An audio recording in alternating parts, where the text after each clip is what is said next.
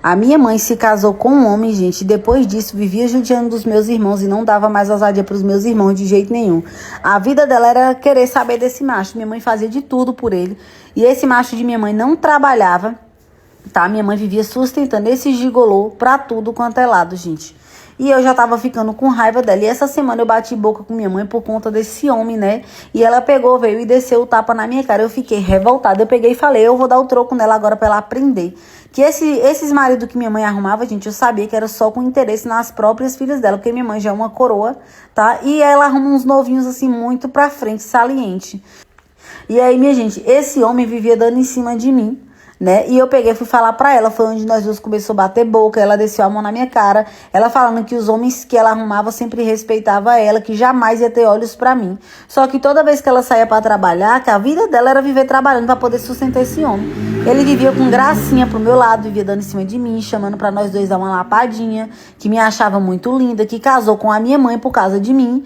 Quando eu fui falar com minha mãe, ela não acreditou. A coisa aqui em casa ficou feia. Depois que ela desceu a mão na minha cara, aquilo me subiu a revolta. Ela vivia batendo nos meus irmãos, gente. Judiando mesmo, eu já tava revoltada. Eu peguei e falei, eu vou dar o troco nela agora. Eu comecei a dar ousadia, gente, pro meu padrasto. Né? Comecei a dar ousadia, ele começou a trazer presente pra mim, era caixa de chocolate, e minha mãe morria de ciúmes de mim com ele. Aí teve um dia que ela pegou e saiu pra trabalhar, foi onde que eu tava chorando de raiva da minha mãe.